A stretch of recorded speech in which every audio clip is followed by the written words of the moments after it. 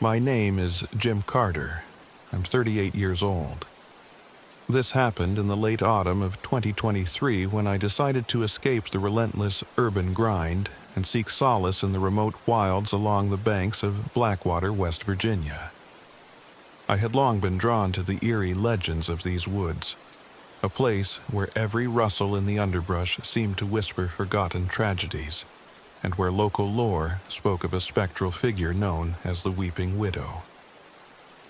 I never imagined that a simple camping trip with my longtime friend Ethan Tex Monroe and my loyal German shepherd Boone would turn into a nightmare of betrayal, violence, and supernatural terror. I had always valued solitude and quiet reflection, but Tex, ever impulsive and daring, needed constant adventure. Despite our contrasting natures, we'd been friends since college, our bond forged in shared experiences and the occasional brush with danger. That day, Tex and I loaded our outdated gear into my old truck, each of us eager to experience the wild and its hidden secrets. Boone, ever intuitive, trotted eagerly alongside, his ears perked and eyes alert, as if he sensed what lay ahead. Our destination was a remote clearing deep in the heart of the Blackwater Woods. The area, known for its dense forest and treacherous creeks, was steeped in dark local legends. I had spent nights poring over county records and talking to a reclusive local hermit near the road who had warned me in a gravelly voice, "Don't go deep into Blackwater after sundown. The Weeping Widow roams those banks. She's more than a ghost. She's a harbinger of misfortune." I had nodded politely, not wanting to dampen Tex's enthusiasm. Tex had brushed off the warning as mere superstition, his eyes sparkling with the thrill of a good ghost story. The drive was long and winding, the fading light casting twisted shadows over the trees. When we finally arrived, the campsite was nothing more than an abandoned clearing marked by the remnants of an old campfire circle. The wind whispered through the dying leaves, and the creek's burble added a natural, if eerie, soundtrack. We set up our tents and unpacked the equipment, though I couldn't help noticing that our gear seemed ill-suited for the unpredictable weather that often beset these parts. Our lantern flickered uncertainly, as if it too were aware of the encroaching darkness. That first evening, while Tex busied himself with a portable stove and Boone lay sleeping at my feet, I sat by the dying campfire and took in the oppressive silence. It was then that Boone's behavior first struck me as odd. The dog, usually so relaxed, began to growl lowly at the edge of the firelight, fixating on the dark outline of the creek. I followed his gaze and could have sworn I saw a shape, a woman in a tattered white dress, drifting near the water's edge. I rubbed my eyes and dismissed it as a trick of the light, but Boone's low growl persisted. Not long after, as dusk deepened into night, a blood-curdling wail shattered the silence, a sound not quite human, full of sorrow and rage. My heart pounded in my chest as I exchanged nervous glances with Tex. "That's gotta be the wind," he muttered, though his voice lacked conviction. I wasn't so sure in that moment. The forest around us seemed to close in, every rustle and snap of a twig amplified by my rising dread. We decided to investigate, if only to prove that the ominous sounds were nothing more than nature's symphony.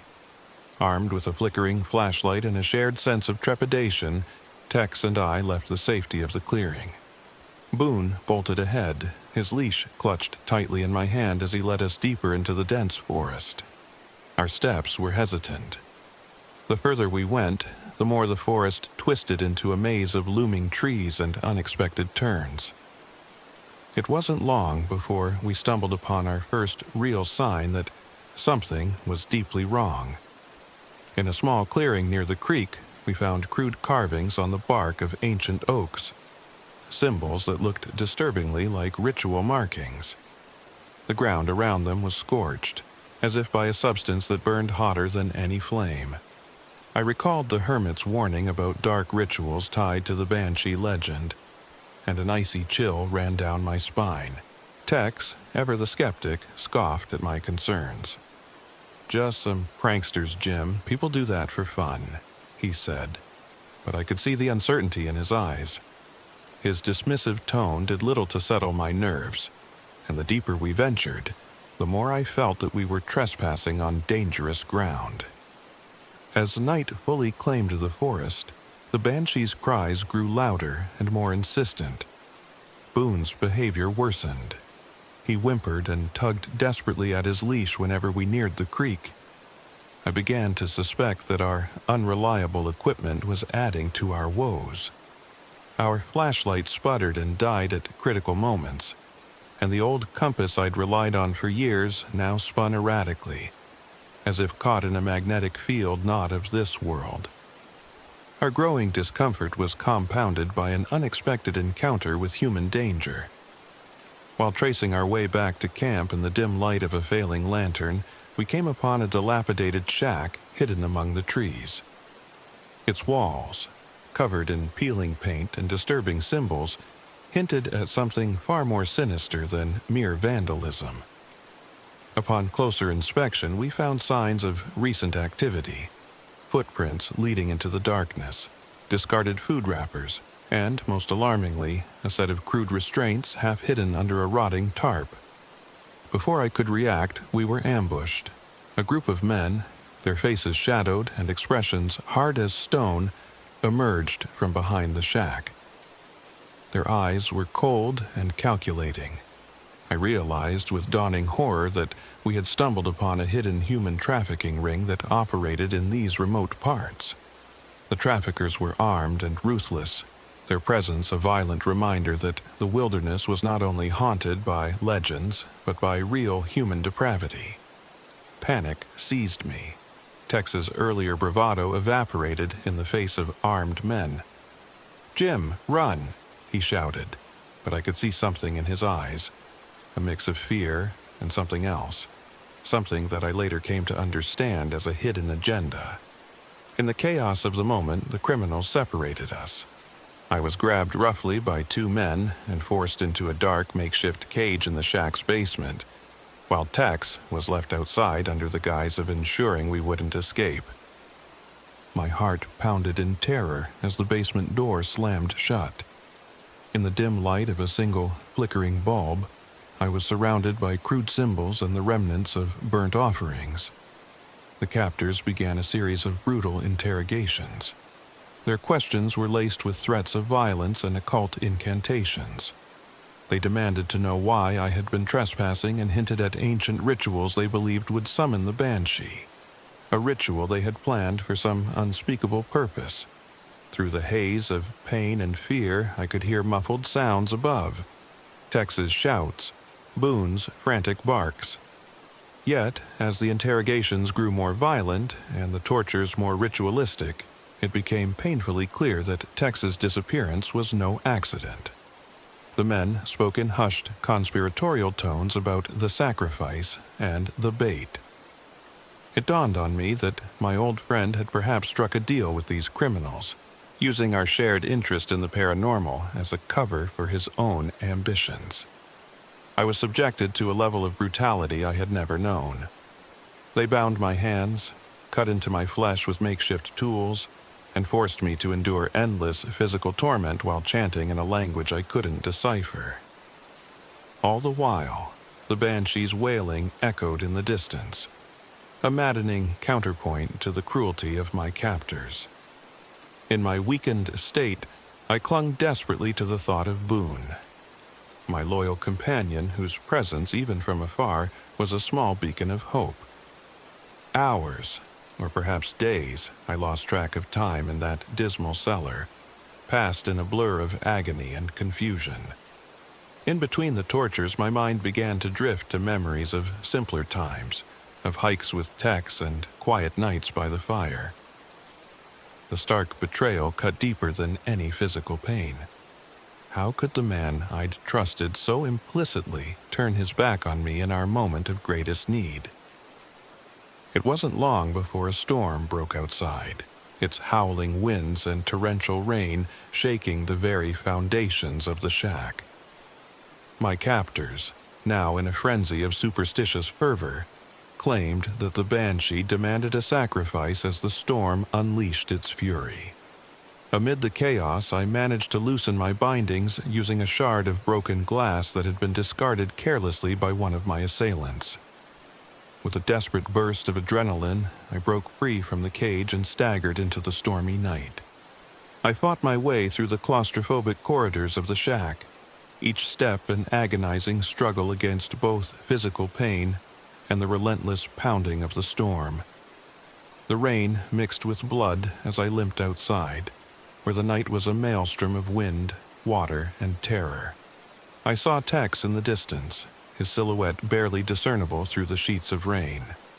"Tex!" I called out, voice raw and desperate. But as I drew closer, I realized with growing horror that he was alone, surrounded by shadows that seemed to shift and merge into something monstrous. Before I could reach him, one of the traffickers lunged from the darkness. A brutal fight ensued, a clash of raw human violence against the primal will to survive. I fought back with every ounce of strength, the memory of Boone's unwavering loyalty fueling my determination. The struggle was desperate and bloody, and in the melee I saw one of the men brandishing a knife, his eyes wild with fanaticism. In that moment I understood that the men weren't just criminals, they were devotees of some ancient dark power, willing to spill blood to appease a spectral force. I managed to knock the knife-wielding man to the ground, but not before a sharp pain seared across my side. With renewed urgency, I pressed on, fueled by a need to escape this hellish nightmare. The storm raged around me, a natural mirror to the chaos of my inner turmoil. I sprinted through the forest, guided by the faint, reassuring sound of Boone's barking. The loyal dog had somehow found his way to me, and his determined barks cut through the howling wind like a beacon. Every instinct told me to keep moving, but the forest seemed alive with threats. Branches clawed at my skin, and unseen figures darted between trees. In a particularly dark patch, I nearly tripped over a root and caught a glimpse of something that froze my blood. A spectral figure in a white dress, drifting silently between the trees. Her eyes, when they met mine, were filled with a sorrow so profound that it eclipsed all fear. The Banshee. I realized that her mournful wails were not just a sign of impending doom, but part of a ritual, a twisted marriage of human cruelty and supernatural curse. The realization spurred me on. I clutched my side, ignoring the pain, and pressed forward through the relentless storm. I was determined to reach safety, to leave behind the betrayal, the torture, and the monstrous intersection of human evil and haunted legend. Along the way, I found remnants of Tech's belongings, a scarf, a torn piece of clothing. The evidence was damning. Tex had not been a victim of chance. He had been used, sacrificed in the eyes of these depraved men. The forest, with its gnarled trees and labyrinthine paths, became both my enemy and my reluctant ally. Boone led me to a narrow, overgrown trail that I recognized from the maps I'd studied before our trip. With each step, the supernatural elements, the Banshee's ghostly figure, the eerie echoes of her cries, blended with the brutal reality of my injuries and the relentless pursuit by human predators. I could no longer tell where one horror ended and the other began. Hours later, drenched, bleeding, and barely conscious, I reached a clearing near an abandoned ranger station. The building, though decrepit, offered a semblance of shelter. I dragged myself inside, Boone at my side, his eyes reflecting both worry and fierce loyalty.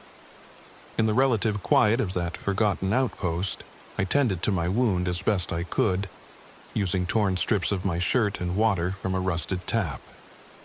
The storm continued to rage outside, a constant reminder of the chaos I'd left behind. Exhausted, I allowed myself a moment of grim reflection. The betrayal by Tex, the torment at the hands of those traffickers, and the relentless presence of the Banshee all coalesced into an overwhelming sense of loss and disillusionment. I thought of Tex's eager smile when we had first set out, a smile now forever marred by treachery. Had I been too trusting? Too naive in expecting that nature's wild beauty would be free of the darkness that lurked in human hearts? In the dead of night, as I drifted in and out of a troubled sleep, I heard footsteps approaching the station. I tensed, expecting another assault. The door creaked open, and a figure stepped inside, a man with eyes that held equal parts fear and determination. It was one of the traffickers, but his expression was different now. He looked as if he were battling his own inner demons. In a broken whisper, he said, "Run! They're coming." Before I could question him further, he slumped to the floor, mortally wounded, leaving behind a cryptic message scrawled in his own blood. The ritual is not finished. I knew then that the darkness I had encountered was far from over. The Banshee's cries still echoed in the distance, mingling with the remnants of human cruelty. I spent the rest of the night in a restless vigil, Boone ever watchful at my feet, listening for any sign of movement beyond the station's rotting walls. When dawn finally broke, its weak light filtering through shattered windows, I made the agonizing decision to leave. I gathered what little supplies I could salvage and, with Boone leading the way, stepped out into a world that had become an amalgam of nightmares. I resolved to report the horrors I'd witnessed, to bring the truth of this remote nightmare to light, even if it meant confronting the dark forces that still roamed these lands. The journey back was a trial of its own. Every step was fraught with uncertainty and the fear of being followed, of encountering another ghostly figure or a band of murderous cultists. I kept looking over my shoulder, half expecting to see Tech's face emerge from the shadows, a spectral reminder of betrayal. Instead, I saw only the twisted silhouettes of trees and the unending murmur of the wind, as if nature itself mourned the cost of human treachery. By the time I reached the main road, I was a broken man, scarred both in body and spirit. Boone stayed close, his vigilance a silent testament to his own survival instincts. I flagged down a passing car, barely coherent as I recounted the tale of the weeping widow, the monstrous traffickers, and the betrayal of my closest friend. The authorities, though initially skeptical, eventually launched an investigation when they discovered evidence of the trafficking ring and the ritualistic symbols etched in the remote woods. In the aftermath, my wounds healed, but the psychological scars remained. I was left with a haunting mixture of grief and guilt. Grief for Tex, whose fate was now shrouded in mystery, and guilt for having trusted too easily. The local community, once dismissive of the legends, began to whisper in hushed tones about the events that had transpired in Blackwater. Some said that Tex's spirit had been claimed by the Banshee, doomed to wander the woods as a warning to others. Others believed that his betrayal had sealed his fate, that he had willingly become a pawn in a larger, malevolent design. Every night, I am tormented by the Banshee's wails, the spectral image of her sorrowful face drifting through my dreams. Boone, ever sensitive to the unseen, refuses to go near water or stray too far from my side. I have tried to move on, to bury the memories deep within the recesses of my mind, but the wilds of West Virginia have a way of clinging to you. The forest's dark secrets, both human and supernatural, are not easily forgotten. Now, as I sit in a small, nondescript apartment far from Blackwater, I still feel the pull of that cursed place. I can hear the echo of the Banshee's cry on stormy nights and see flashes of Tex's face in the corner of my eye. I know that the horrors I experienced are not confined to a single, isolated incident. They're part of a larger tapestry of darkness that stretches across these ancient woods. I have learned that survival in the wilderness is not merely about fending off the elements or the occasional wild animal. It is about confronting the darkness that lies within both the natural world and the human soul. The betrayal of a friend, the cruelty of those driven by twisted ambition, and the unearthly presence of a tormented spirit, all converged to shatter my naive notions of peace and solitude. In the end, I escaped with my life, but at a cost I can never fully comprehend. The memory of that night, of the screams, the storm, the relentless pain, and the ghostly wails, will forever be etched into my being. I've tried to move on to find normalcy, but every time the wind whispers through the trees or Boone growls at an unseen shadow, I am reminded that some secrets of the wilderness are best left undisturbed. And so I live with the knowledge that the wild, with all its beauty and terror, still holds dominion over the fragile hearts of those who dare to venture into its depths.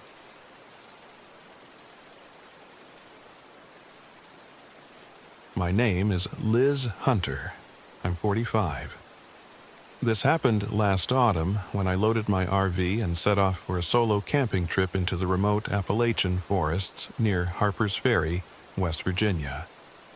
I was determined to find solace and inspiration after a period of bitter loss and betrayal, a time when the ghosts of my past seemed too heavy to bear in the noise of everyday life. I had hoped that the quiet vastness of nature would help me reclaim my inner strength and perhaps even spark the next chapter of my writing. The winding back roads leading into the heart of the forest were both beautiful and eerie. Towering pines and ancient hardwoods whispered secrets with every gust of wind. I parked my RV in a small, secluded clearing that looked as if it had been forgotten by time. It was a modest, slightly worn vehicle, but it had been my sanctuary during many previous trips. I had planned to spend a few days in solitude, writing, hiking, and simply letting the wilderness mend my fractured soul. The first night, as I settled into the RV with a cup of lukewarm coffee and my notebook, I noticed something odd. I discovered fresh tracks pressed into the soft earth beside the vehicle. Prints that were too large and deliberate to be those of a deer or any animal I recognized. I stepped outside, squinting in the dim light of the RV's overhead lamp, and saw scratch marks etched crudely along the side of the RV. They looked like deliberate carvings, symbols that I couldn't decipher but that set my heart pounding with a vague, inexplicable dread. My attempts at rationalizing these signs were interrupted later that night by an even stranger occurrence. As I sat by the small radio, an old model that usually hummed softly with static, I began to hear intermittent bursts of garbled voices and unintelligible warnings. The radio, which had been reliable on previous trips, now seemed possessed by an unseen presence.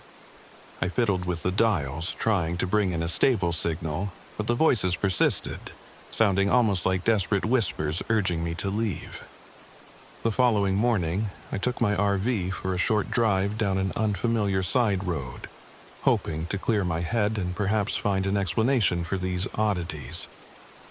My GPS, which I'd come to rely on, was equally unreliable, recalculating continuously and steering me toward dead-end roads.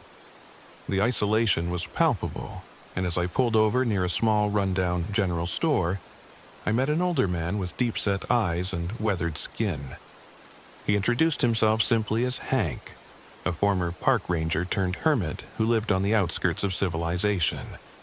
Hank leaned in close and, with a gravelly voice, warned me, "You best be careful out here, miss.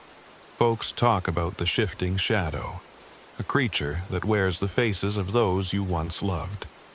It preys on those who wander alone, lost in these woods." His words sent shivers down my spine. I thanked him politely and assured him I'd be cautious, though inside I couldn't shake the feeling that I had just been handed a curse in disguise. That evening, After a long day of uneasy travel and wandering, I returned to my RV. The sun was setting, casting long eerie shadows across the pines. I decided to set up my portable desk by the window and begin writing, hoping that the act of putting my thoughts on paper might dispel the growing dread within me.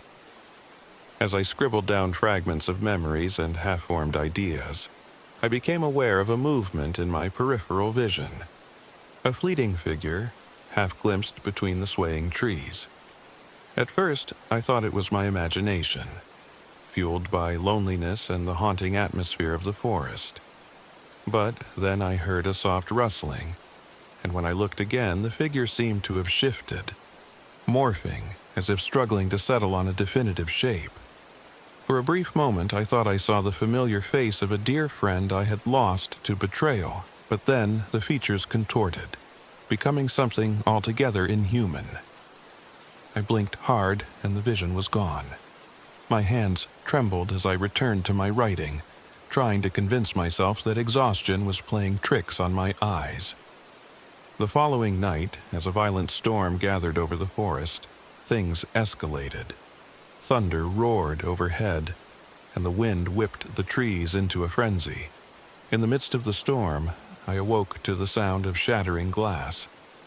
My RV's windows had been smashed, and the same mysterious symbols Hank had warned me about were scrawled across the metal exterior. The creature, the so-called shifting shadow, had made its presence known in a brutal, undeniable way. I sat in stunned silence for several long minutes, my heart racing. Every rational thought in my mind screamed to contact someone, anyone, but the local sheriff, whom I'd called earlier to report the strange happenings, had dismissed my concerns as the overactive imaginings of a grieving soul. With the storm still raging outside, I realized that I was utterly alone, cut off from any help, with no reliable communication from the outside world. Determined not to succumb to panic, I armed myself with a heavy flashlight and a kitchen knife, and decided to venture outside in search of clues. The storm pounded down on me, soaking me to the bone as I crept around the RV, following the faint, strange odor of something burning, a scent that reminded me of old incense and decay.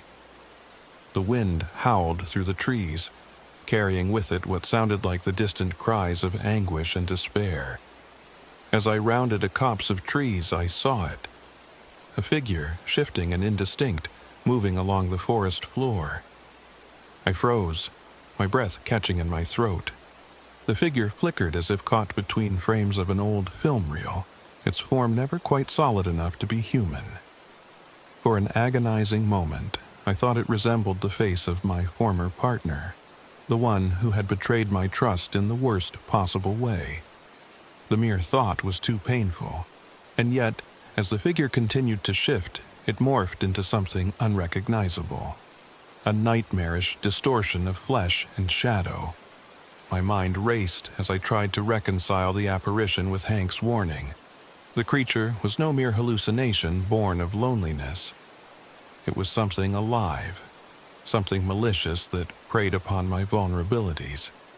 I realized that the skinwalker, the shifting shadow, was at work here, exploiting my deepest insecurities and memories to unmoor me from reality. It wasn't just stalking me, it was tormenting me, forcing me to confront the demons of my past in the most literal, horrifying way. I rushed back to the RV, barricading the door as best I could with a heavy chair. The sound of the storm was relentless, but now there was another sound, soft, almost melodic, like the echo of footsteps on damp leaves outside. My heart pounded as I strained to listen, every creak and rustle setting my nerves on fire. I clutched my knife, feeling the weight of my isolation more acutely than ever. For what felt like an eternity, I waited, trembling in the flickering light of my portable lamp. Then the noise ceased abruptly. In the suffocating silence that followed, I forced myself to look out the shattered window. The rain blurred the view, but I thought I saw something moving among the trees. a fleeting glimpse of a figure that might have been human, or might have been something far more sinister. Desperation drove me to leave the RV.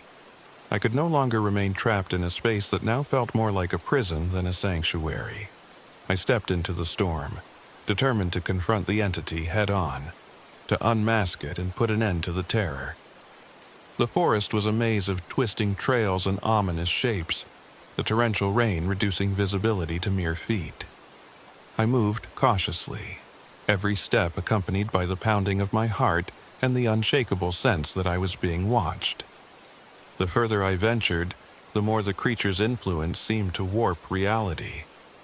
The trees, already ancient and gnarled, took on sinister shapes in the flickering lightning. I began to see multiple images of the same figure. The face of my betrayer, the features of someone I had loved and lost, all overlapping and dissolving into one another as if the creature were testing my resolve. Then came the violent climax. I reached a narrow, muddy trail near a steep ravine where the storm's fury was at its peak. The sound of snapping branches and rapid footsteps echoed behind me, growing louder and more insistent. I broke into a run, adrenaline surging through my veins as I pushed my aching body to move faster, even as the rain pelted me with icy determination. I could hear the creature's shifting form pursuing me, a cacophony of distorted whispers and ragged breathing that blended with the howling wind. My mind reeled as I stumbled over exposed roots and slick stones. In one desperate moment, I tripped and fell hard on the ground, the impact jarring every bone in my body. As I lay there, struggling to regain my bearings, I saw, in the dim glow of a lightning flash, a glimpse of something that froze my blood. A small clearing where evidence of previous violence lay scattered. Torn clothing, a broken necklace glinting in the fleeting light, and other personal items hinted that someone else had been caught in the skinwalker's path before me. The realization hit me like a sledgehammer. I was not its first victim, and I might not be its last. Gathering what little strength I had left, I crawled toward the clearing, my body trembling not just from the cold but from the terror that now filled every fiber of my being. I knew that my only hope was to reach a nearby ranger station that I had seen on an old map earlier, a place of relative safety, even if it was miles away. Every movement was agonizing, the muddy ground sucking at my limbs as if nature itself were conspiring against me. Yet I pushed on, the thought of sanctuary driving me forward. I managed to pull myself to my feet just as the storm began to relent, leaving behind a haunting calm punctuated by the occasional distant rumble of thunder. I made my way along the narrow trail, the remnants of my earlier fear mingling with a fierce determination to survive. The skinwalker had taken its toll, physically and emotionally, but I refused to let it break me completely. Hours later, soaked, injured, and delirious from a mixture of shock and exhaustion, I stumbled into the clearing where the ranger station stood. It was a modest building, its paint faded and windows dusty, but it represented hope. A chance to call for help, to warn others about the unspeakable horror lurking in these woods. I collapsed on the front step, Boone, a stray dog I had befriended along the way, nuzzling my hand as if sensing my need for comfort. His presence was a small but vital reminder that even in the midst of darkness, loyalty and compassion could still be found. Inside, I tended to my wounds as best I could with the scant supplies I had managed to salvage. The room was dim and musty, filled with relics of forgotten lives. I spent a long, agonizing night in that station, intermittently writing down my experiences in a battered notebook. Each word was a struggle, each sentence a desperate attempt to capture the raw truth of what had happened. The creature's relentless pursuit, the warped images of my past, and the palpable terror that had driven me into the storm. When dawn finally broke, weak and gray through the smudged windows, I resolved to alert the local authorities. However, my calls were met with skepticism and bureaucratic indifference. The sheriff, who had once dismissed my earlier reports, now shrugged off my battered appearance and my scattered evidence as the ravings of a traumatized soul. Yet, deep down, I knew that what I had experienced was real, a nightmarish collision of human frailty and supernatural malice that defied simple explanation.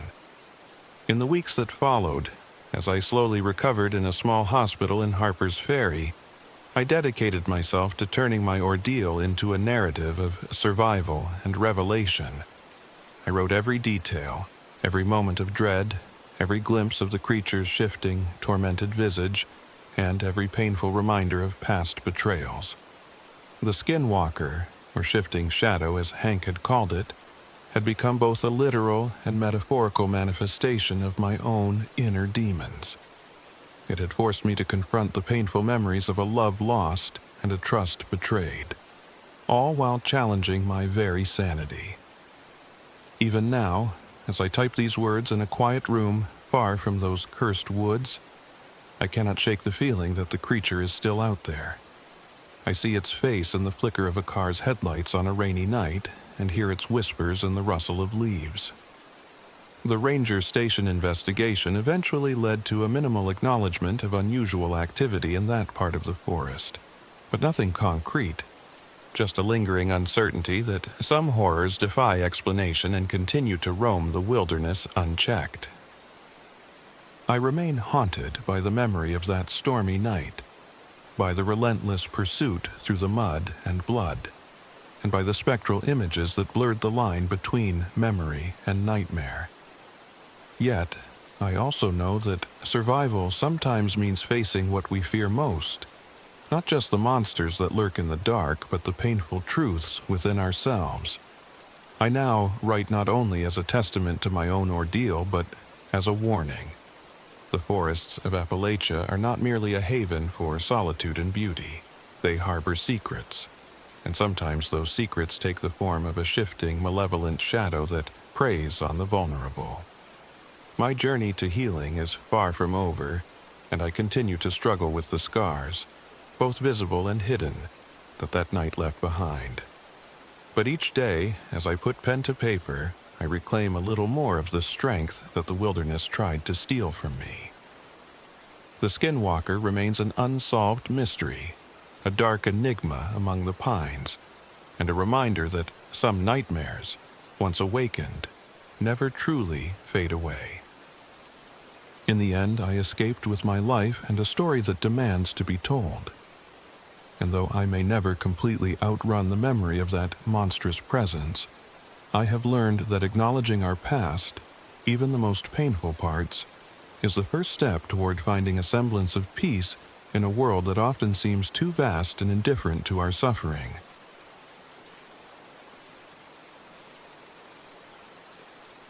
My name is Mark Thompson. I'm 32. This happened one cold autumn when I decided to leave behind the unbearable memories of my past and seek isolation in Devil's Hollow, a desolate RV campground near Spruce Knob, West Virginia. I had spent years as a police detective, and one case, a tragic mistake that cost lives and shattered my self-respect, haunted me relentlessly. I thought that by confronting the silence of nature alone, I might find the strength to atone for my guilt and finally begin writing the memoir that had long been brewing in my soul. I rented an old RV, a battered relic that had seen better days, and drove deep into the remote wilderness. The road grew narrow and unkempt as I approached Devil's Hollow. Even before I arrived, there was something unsettling about the place. A feeling that the wind whispered warnings through the gnarled trees and that every shadow hid unspeakable secrets. When I finally parked in a small clearing, the campground's abandoned state struck me. Rusted vehicles, faded signs, and overgrown weeds, all swallowed by a dense, eerie silence. My first night was uneventful enough. I set up camp, lit a small fire near the RV, and tried to settle my racing thoughts. Yet, as I sat there in the dark, a strange sensation crept over me. I caught sight of my own reflection in the RV's rearview mirror, but it wasn't quite right. For a moment, the reflection seemed to twist, showing a face older and more tormented than my own. A visage that looked like a man who had borne the weight of endless regrets. I blinked, and it was gone, leaving me questioning whether my eyes were deceiving me. Over the next few days, odd things began to occur. I discovered oversized, fresh footprints pressed into the soft earth around my RV each morning. Late one night, I awoke to the sound of muffled voices on the RV's old radio. The static gave way to garbled, ominous messages that I couldn't decipher. At first, I tried to dismiss these occurrences as technical malfunctions in an aging vehicle, and the mind playing tricks on a guilt-ridden soul. But deep down, I knew something was very wrong.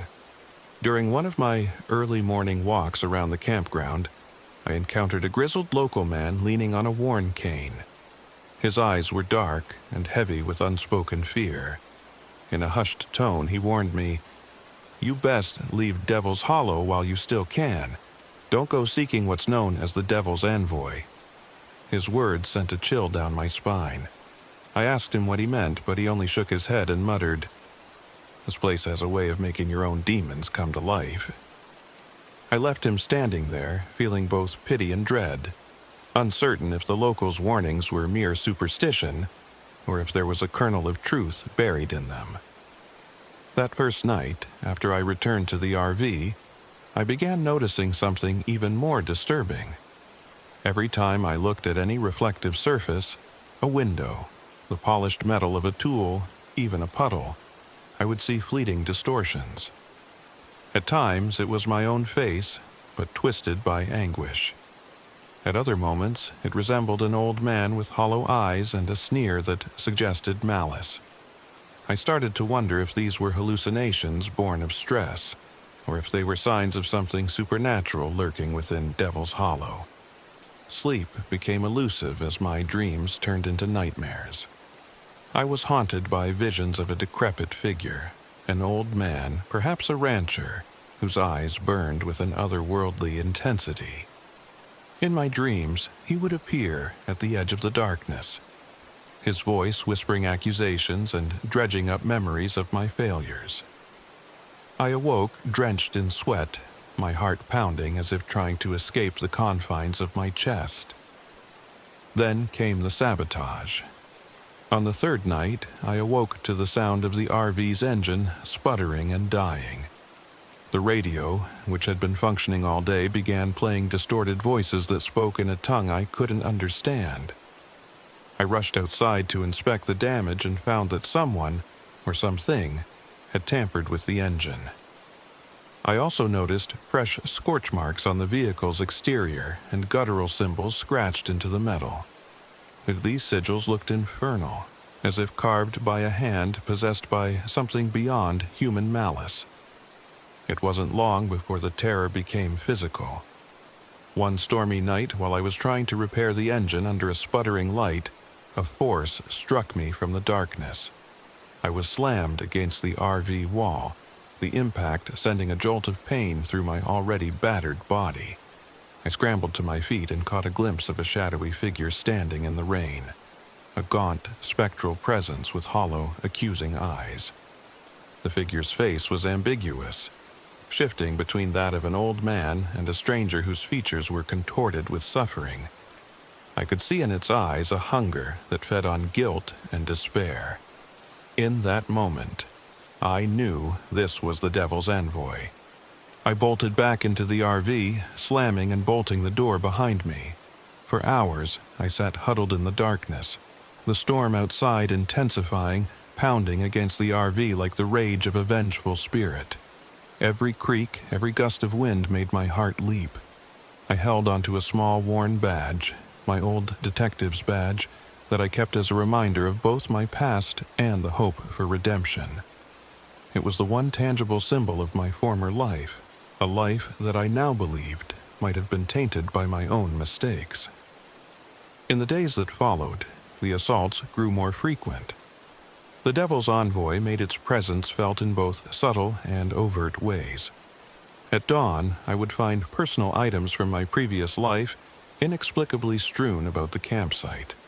A photograph of a long-gone partner, a scuffed notebook filled with my case notes, and even a half-burned letter that I had written to myself, begging for forgiveness.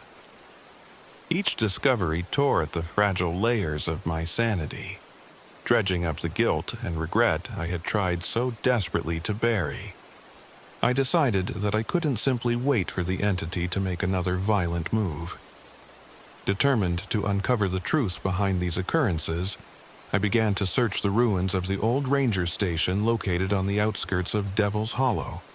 There, I found faded records and old newspapers chronicling a long history of despair and inexplicable tragedies in the area. It seemed that Devil's Hollow had always been a magnet for those burdened by guilt, a place where the past refused to let go and where a sinister force thrived on the anguish of the lost. Armed with this knowledge, I resolved to confront the Devil's Envoy head-on. I remembered the locals' cryptic advice and began to suspect that the creature was not merely an external force, but a manifestation of my own inner demons, a physical embodiment of guilt and regret that had taken root in these cursed grounds. I realized that to escape its grasp, I would have to face both the supernatural presence and the painful memories that haunted me. On a night when the fog was so thick that the world outside my RV blurred into an endless void, I prepared for a final confrontation.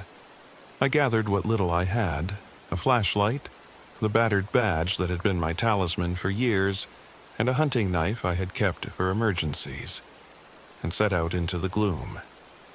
The path led me to a small clearing near a reflective lake, a natural mirror of the soul, as if the universe had conspired to provide the perfect stage for this grim showdown.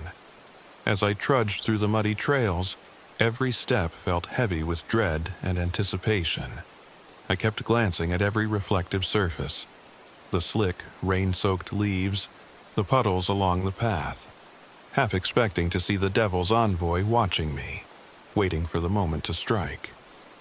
The silence was oppressive, broken only by the distant rumble of thunder and the soft crunch of my boots on wet ground. Then, near the edge of the lake, I saw it, a flicker in the periphery of my vision, a shadow emerging from the swirling mist. It moved with an unnatural grace, gliding silently over the ground until it stood before me. The figure was as I had seen it in my nightmares, a gaunt, decrepit man, with eyes that burned with a mixture of malice and sorrow. In that moment, our eyes met, and I saw reflected in them every regret, every failure that had haunted me since that fateful case. It was as if the creature knew my secrets, had fed on my guilt for far too long. I steadied my trembling hand and raised the badge as if it were a shield. "I'm done running," I whispered hoarsely, my voice barely audible over the pounding of my heart. The Devil's Envoy tilted its head, and for a few agonizing seconds, the air was filled with the weight of unspoken memories and the palpable tension of a long-awaited reckoning. The confrontation that ensued was both physical and metaphysical. The creature lunged at me with surprising speed, its form distorting as if it were made of shadows and regrets. I dodged, slashing out with the knife. The blade barely made a mark, but the act of defiance filled me with a desperate determination. We circled each other on the muddy ground, the reflective surface of the lake capturing our twisted images. Every time I glanced at the water, I saw not just the entity but my own tortured reflection, a man who had been broken by his past and was now struggling to reclaim his soul. In the midst of the struggle, the creature's form wavered, and I saw flashes of the man I once was, a dedicated detective, determined to do right by those he'd sworn to protect. I realized then that the Devil's Envoy was not an external demon alone, but a manifestation of everything I had tried to escape. Its strength came from my own unresolved guilt, and in that moment, I knew that my only hope was to forgive myself. Summoning every ounce of will, I pressed the badge firmly against my chest, as if anchoring myself to the truth of my past, and shouted, "I forgive myself." The words, raw and tremulous, hung in the cold night air. For an instant, time seemed to stand still. The devil's envoy staggered, its form wavering as though struck by an invisible force. I took that moment to step forward, slashing again with my knife. This time, the blade met resistance, a tangible, burning presence that pulsed like a heartbeat. With a final desperate surge, I forced the creature back. It let out a sound that was neither a scream nor a whisper, but something in between. A sound that echoed across the dark water and shook the very ground beneath me. In the eerie silence that followed, the fog began to lift, and the mirror-like surface of the lake cleared. The devil's envoy, now diminished and flickering like a dying candle, faded into the night. I stood there, bloodied and exhausted, my heart pounding with the weight of a lifetime of regrets finally acknowledged. I knew then that the entity would never be fully banished. It was a part of me, a reflection of the guilt I carried.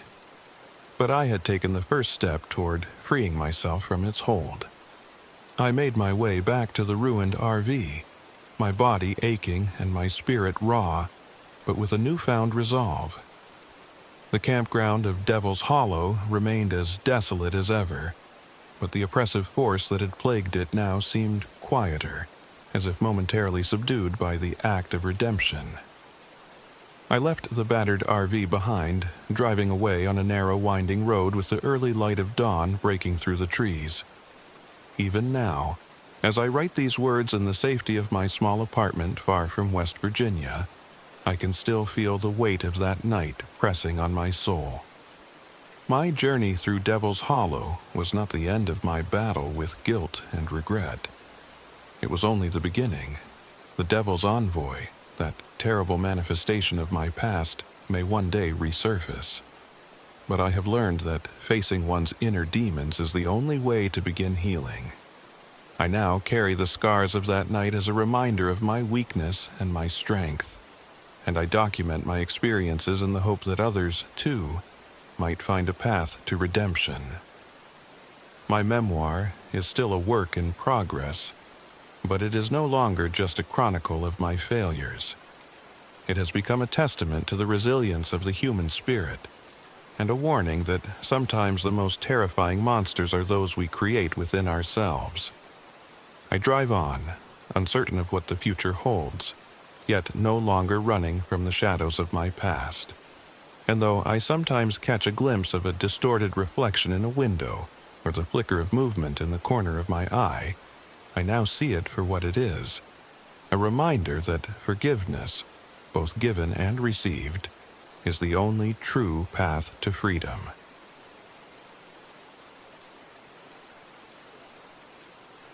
My name is Robert Hayes. I'm 40. This happened one chilly October when I left behind the chaos of my ruined urban life to chase a renewed dream in the wild.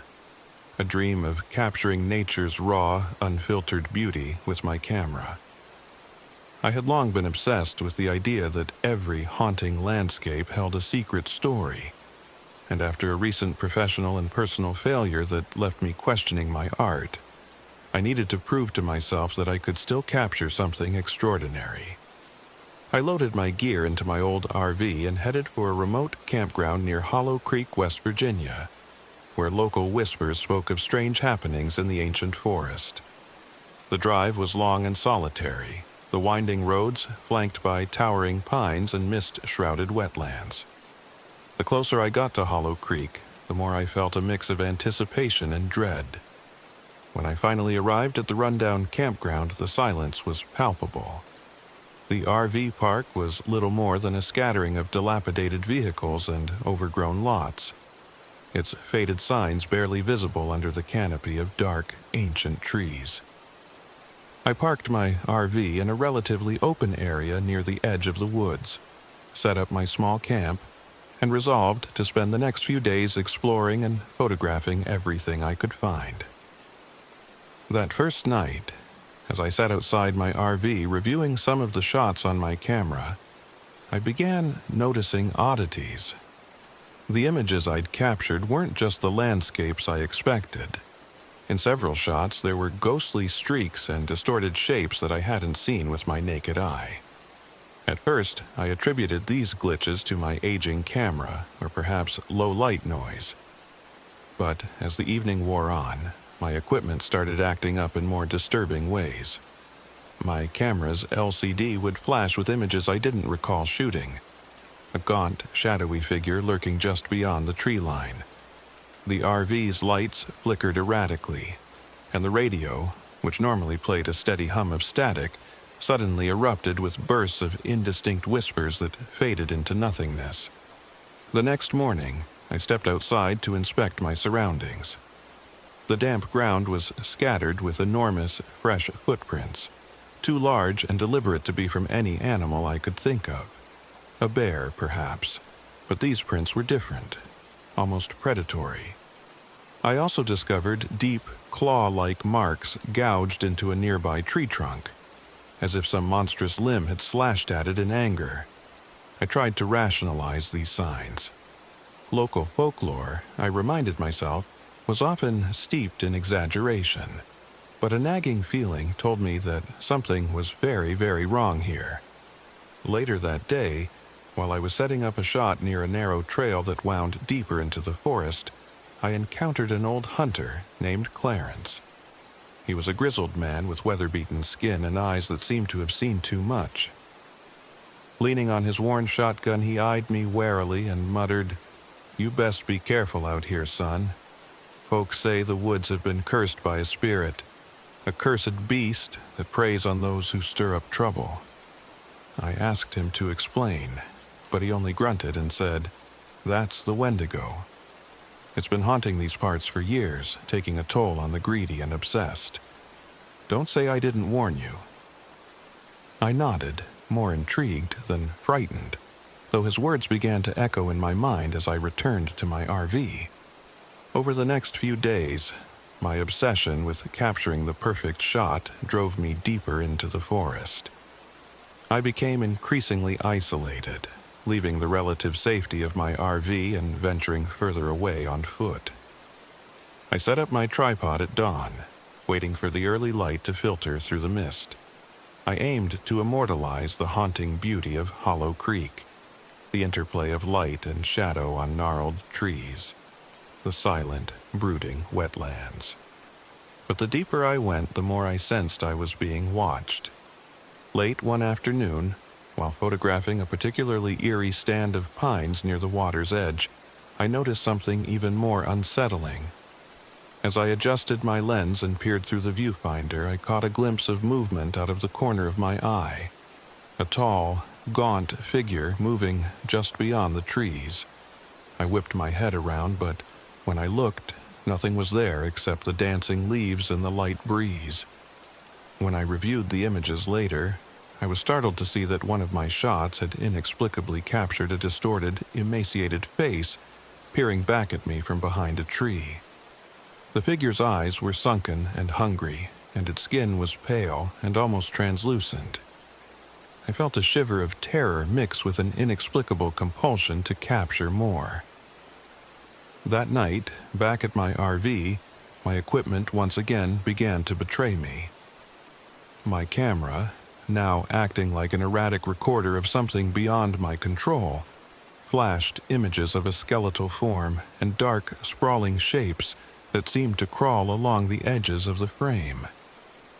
The RV's interior was bathed in intermittent, pulsating light from the malfunctioning bulbs, and through the window I could see large, distorted shadows moving among the trees. I attempted to reassure myself that it was all a technical glitch, a product of my overworked, outdated gear, but the dread in my gut was unmistakable. On the third night, disaster struck. I woke in a cold sweat to the sound of something shattering outside.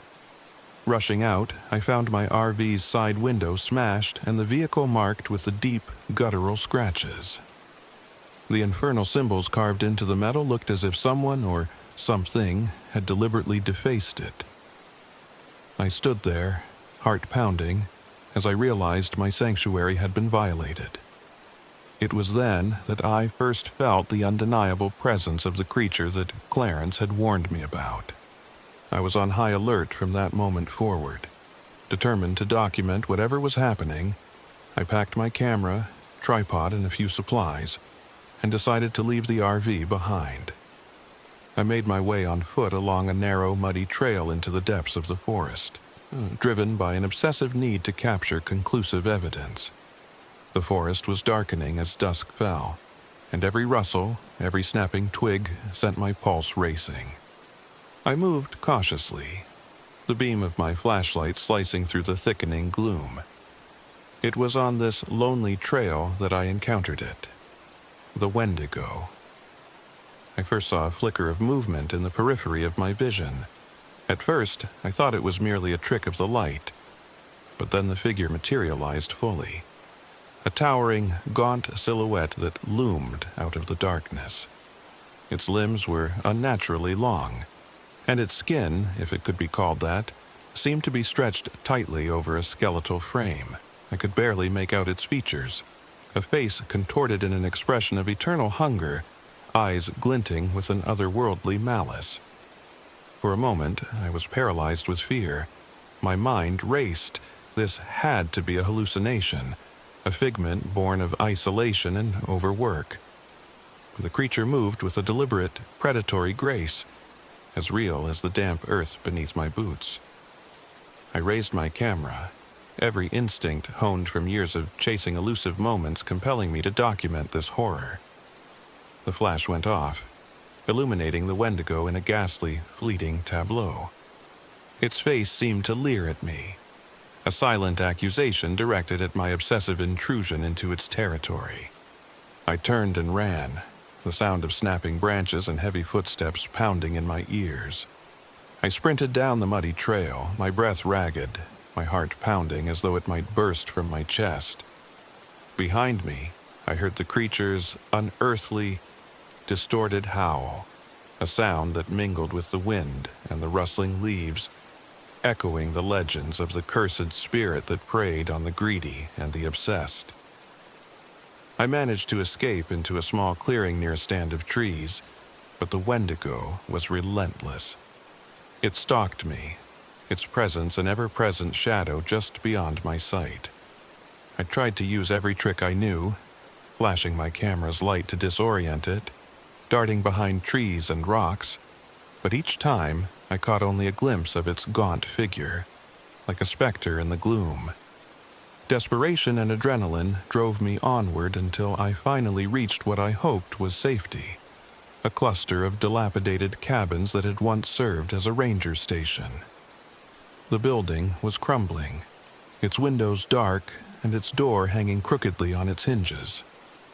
Inside, I barricaded myself in a room, setting up my equipment as a last-ditch effort to record what was happening.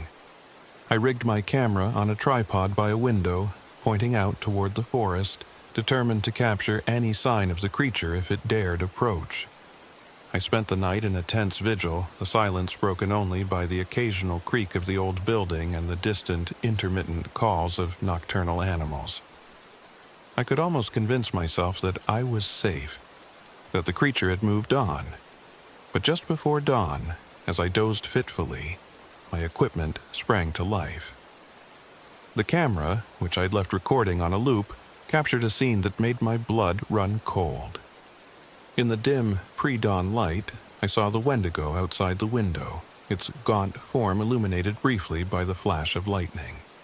It paused, as if sensing my presence, then turned slowly toward the building. I scrambled for my camera, heart hammering, and pressed record as I backed away. The creature's eyes, those hollow, unyielding eyes, seemed to meet mine for a long, agonizing second before it vanished back into the forest. I knew then that I couldn't stay. I gathered what little I could carry, the camera, my notebook, and a few supplies, and fled into the murky forest, leaving the ruined cabins behind. Every step was a struggle through thick mud and underbrush as I retraced my path, driven by a desperate need to escape the relentless presence of that cursed being. For what felt like hours, I ran blindly through the dark forest, never daring to stop, never daring to look back. The images from my camera haunted me, distorted flashes of the wendigo, its emaciated face and hunger-driven eyes burning into my memory. Finally, exhausted and battered, I emerged onto a narrow, abandoned road. In the rearview mirror of an old, rusted truck that I managed to flag down, I caught a final glimpse of a dark silhouette lingering at the tree line, a final, chilling reminder that the creature might be following me even now. I left Hollow Creek that day with my obsession shattered and my soul bruised. The photographs I captured on that fateful trip are now my most prized possessions, but they serve as a stark reminder of the price I paid for chasing a dream too relentlessly. Each image is a testament to the blurred line between passion and madness, a haunting record of a nightmarish encounter that no amount of technical rationality can explain away. Even now, when I review those haunting images in the quiet of my studio, I sometimes catch a glimpse of that gaunt, shadowy figure in the background, a twisted reminder that some legends are born of more than just folklore. They are born of the hunger, the obsession, and the darkness that lurks within the human soul. I live with the knowledge that I survived, but at a cost that will forever mark me. The wendigo of Hollow Creek, whether a real creature or the manifestation of my own overreaching ambition, has left an indelible mark on my life.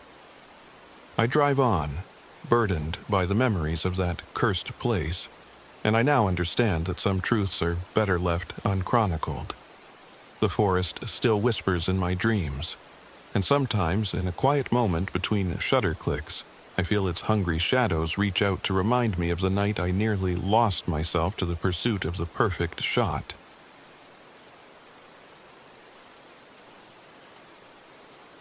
My name is Caroline Mitchell. I'm 29.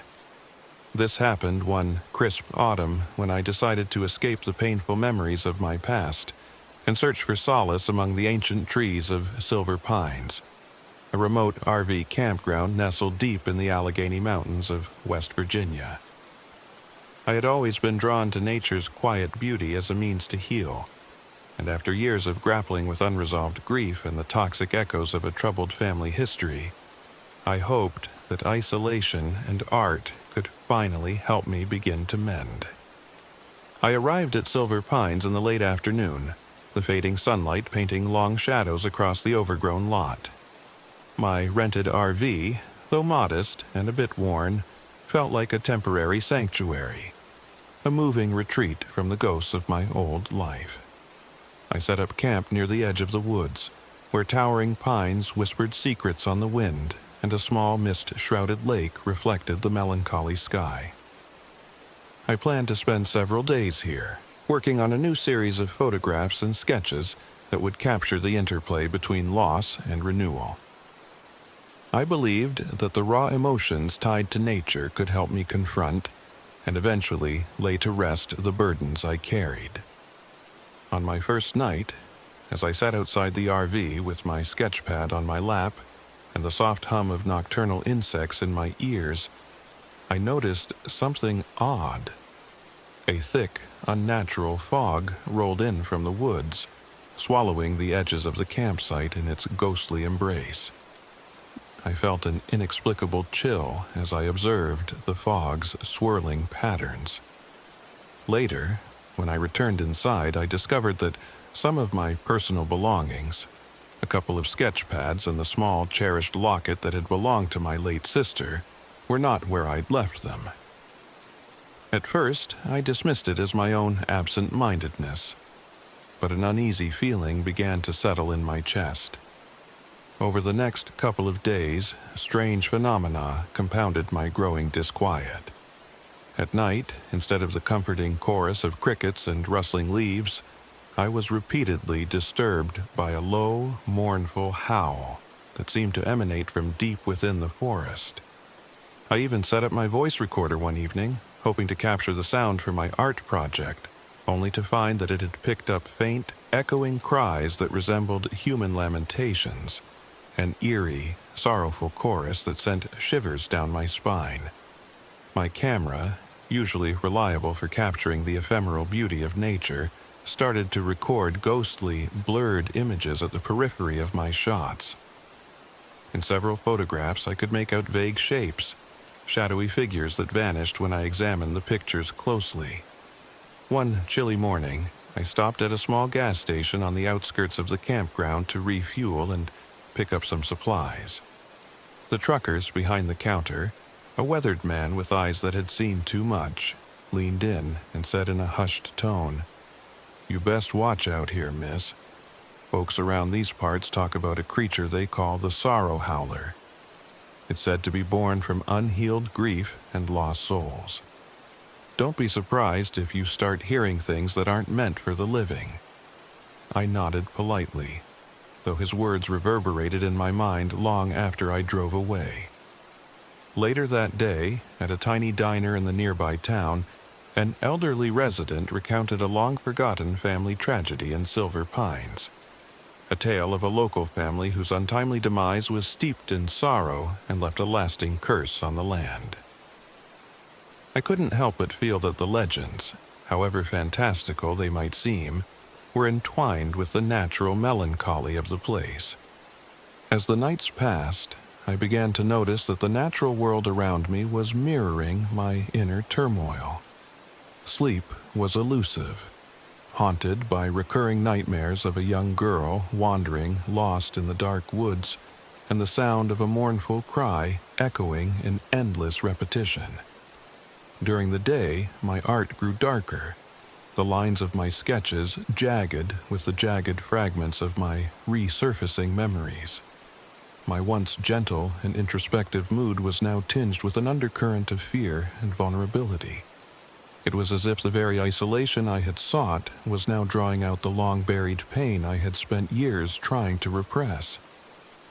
One night, under a luminous full moon that bathed the forest in a surreal silver glow, I decided to step outside and clear my mind. I stood at the threshold of my RV, wrapped in a thick shawl, and looked out toward the trees. That's when I saw it. A vague, shifting silhouette at the edge of the RV's pool of light. I couldn't make out its form clearly, but as I squinted, I realized it resembled a large wolf-like creature. Its eyes, when they caught the light, shone with an almost human sorrow, luminescent and filled with an aching sadness that mirrored my own inner wounds. I froze. My heart pounded in my chest as I watched the creature move silently along the tree line. It was not the wild animal I expected, but something else, something spectral, almost otherworldly. I raised my camera, and though my hands trembled, I managed to snap a few photos. When I later examined them, I could see a vague, blurred image of a wolf-like form with tear-streaked eyes, as if it carried the grief of 100 lost souls. In the following days, the presence of the creature, whom I now came to call the sorrow howler, became more insistent. I noticed deep scratch marks on the door of my RV, as if a massive claw had raked across the metal.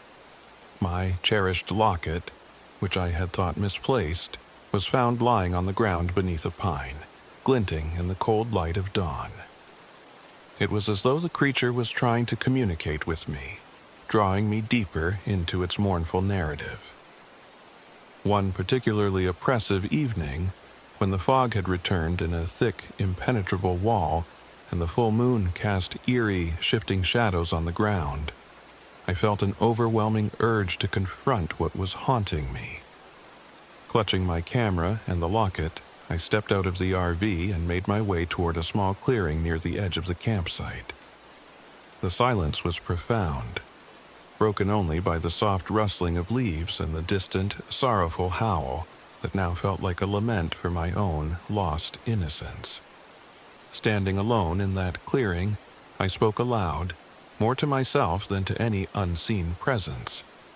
I confessed the secrets I had long carried, the guilt, the grief, the aching void left by a childhood marred by pain and a family I could never fully escape.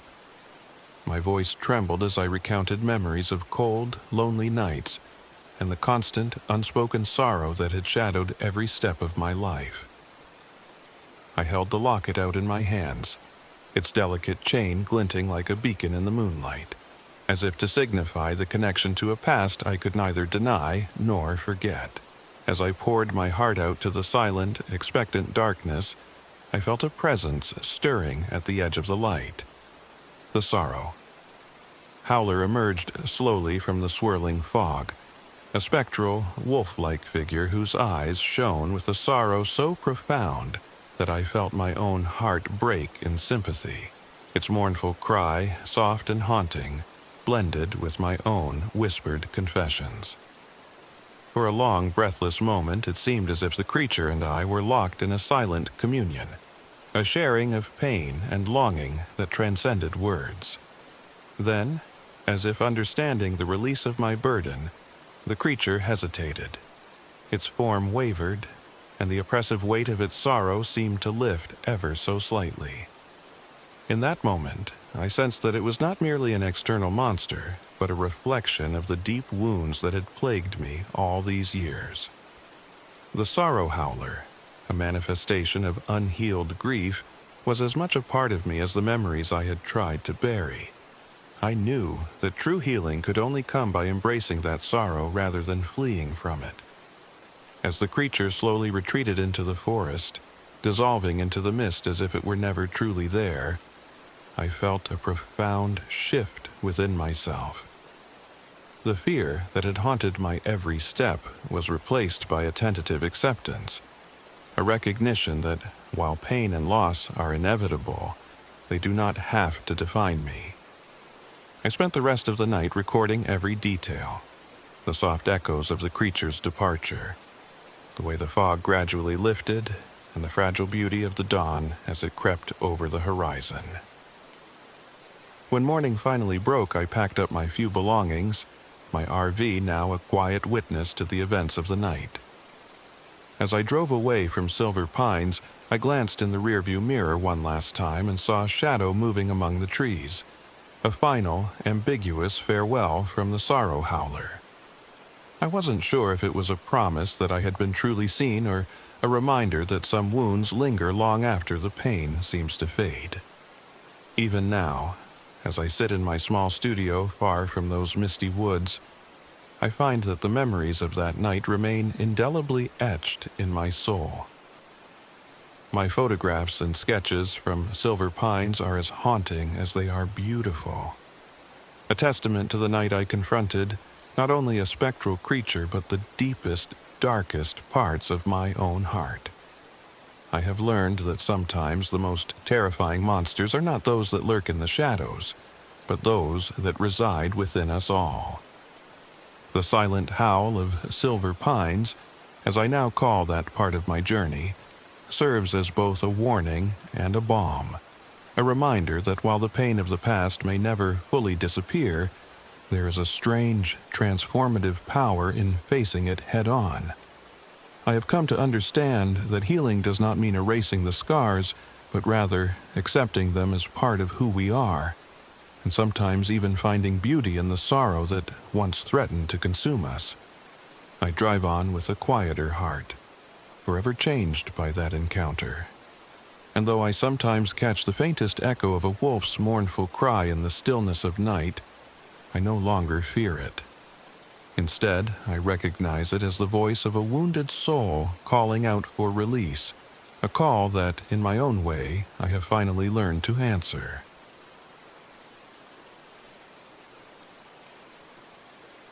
My name is Alex Ramirez. I'm 34. This happened one late autumn when I left behind the bustle of the city and my former life as a high school history teacher to chase a story that had haunted local whispers for generations. I'd rented an old RV and set my course for Old Gunpowder Hollow, a remote, rugged valley deep in the West Virginia woods, an area scarred by the remnants of a brutal Civil War massacre and steeped in legends of a cursed soldier. I wasn't sure whether I was chasing ghosts of history or my own restless demons, but I was determined to uncover the truth and perhaps write a book that would set the record straight. The drive to Old Gunpowder Hollow was long and lonesome. The road wound through dense, towering pines and over rocky ridges that offered brief, somber glimpses of valleys shrouded in mist. As I pulled into the dilapidated RV campground, a scattering of rusted vehicles and weather-beaten signs, I could almost feel the weight of history settling over the place. I parked near a clearing surrounded by gnarled trees, their branches like skeletal fingers reaching out in silent warning. I spent my first evening unpacking and setting up a small workspace in the cramped living area of the RV. I arranged my notebooks, historical maps, and a modest digital camera, all tools of a trade I'd once loved. I intended to document not just the landscape, but any clues to the long-forgotten massacre that had reportedly taken place here. Local lore told of a soldier so tormented by guilt that his spirit, encased in rusted iron armor, would wander the hollow forever. They called him the Iron Revenant. My first signs that something was amiss came later that night. I was listening to the RV's radio, a battered unit that usually provided nothing more than intermittent static, when, amid the white noise, I distinctly heard the sound of distant marching. The cadence was oddly measured, like a military drill from a long-dead era. I fiddled with the dials, but the strange military calls and occasional crackle of voices remained. At the same time, my compass and GPS began acting erratically, spinning and glitching as if disturbed by an unseen force. I chalked it up to old equipment and an area known for magnetic anomalies, but an uneasy feeling was slowly taking root. The next morning, during a brisk walk around the RV, I discovered something that chilled me to the bone. Near the rear of my vehicle lay several old bullet casings scattered on the damp ground, glinting in the pale sunlight. Not far from them, partly buried in mud, was a fragment of what looked like rusted iron armor, a piece that might have once been part of a breastplate. I bent down to examine it, my fingers trembling as I brushed aside layers of earth and leaf litter. I wasn't a superstitious man, but that relic felt like a tangible echo from a tragic past. At a nearby gas station later that day, an old trucker with deeply lined skin and wary eyes warned me in a low, gravelly tone, "You best be careful out there, son. Folks say that in Old Gunpowder Hollow, the past isn't done with us yet. They call him the Iron Revenant, a ghost in iron, cursed by his own cruelty and betrayal." I nodded politely, though his words reverberated in my mind long after I drove away. I'd read accounts in local newspapers about the massacre and the doomed soldier, but hearing it from someone who'd grown up with the legend made it all too real. Determined to gather more evidence, I spent the next few days exploring the campground and its fringes. Each evening, as twilight gave way to night, my senses became increasingly alert to odd occurrences. I'd catch glimpses of a metallic silhouette drifting in the peripheral vision, a figure that vanished as soon as I turned to see it clearly. My camera, which I relied on to capture the unexpected, began to produce images with the blurred, ghostly shapes that I could hardly explain. In one photo taken at dusk, a vague outline of a man in tattered, rusted armor seemed to stand among the trees, half hidden by fog. The figure's eyes, though indistinct, seemed to burn with a sorrowful intensity. At night, the RV's interior would sometimes fill with a low, persistent hum, almost like the sound of distant cannon fire and marching feet. I began to wonder if my equipment wasn't simply malfunctioning, but rather picking up echoes from another time. In my notebooks, I scribbled down dates, coordinates, and even the fragments of names I'd found in old documents, piecing together the story of the massacre. A brutal confrontation between soldiers and local militia, marred by treachery and regret. According to the records, a trusted officer had betrayed his comrades, leading to a massacre that cost countless lives. It was said that, overwhelmed by guilt, this officer had taken up his own sword and fallen in a fit of despair, only to be cursed for his betrayal and doomed to roam the hollow for eternity. One cold, misty night, when the wind was sharp enough to slice through layers of clothing, I decided to leave the relative safety of my RV. I packed a small bag with essentials, grabbed my notebooks and camera, and set out on foot along a narrow trail that led toward an abandoned Civil War fort, rumored to be near the heart of the massacre site. The path was overgrown and slippery with rain-soaked leaves, and every step felt like an intrusion into a realm where the past still bled into the present. As darkness fell and a heavy fog descended over the forest, I felt the atmosphere change. The air became dense and oppressive, carrying the faint, haunting sound of distant drums and sporadic, echoing shouts that I couldn't place. My heart pounded as I pressed onward, guided by the dim beam of my flashlight and the lure of historical truth. Every now and then I caught a glimpse of something metallic out of the corner of my eye, a flash of rust and shadow that vanished as quickly as it appeared. Reaching the ruins of the fort, I was struck by a profound silence that seemed to swallow all sound. The crumbling stone walls, half consumed by ivy and time, stood as solemn witnesses to the tragedies of yesteryear. I began exploring the perimeter, searching for any trace of the past that might have been left behind. That's when I found it. A hidden leather-bound diary tucked behind a loose stone in the wall. The pages, yellowed with age, contained desperate accounts of a soldier tormented by betrayal and guilt. The diary detailed the events of that fateful day. Friends turned foes, orders given and broken, and a final bloody act of contrition that sealed the soldier's fate. As I read the diary by the weak light of my flashlight, a sudden chill ran down my spine.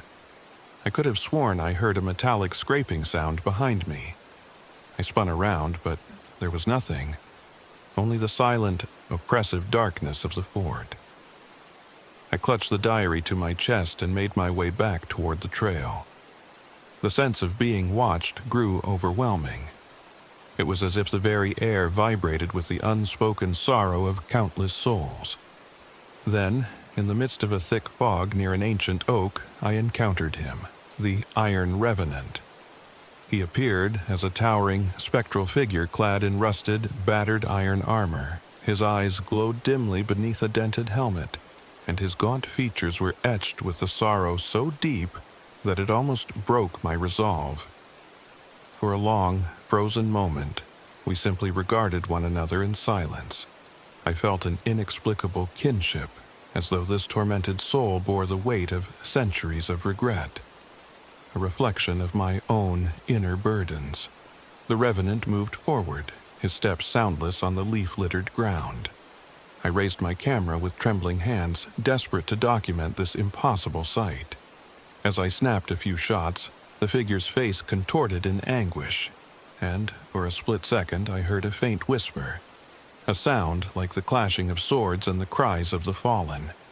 I couldn't tell if it was the wind or something far more sinister.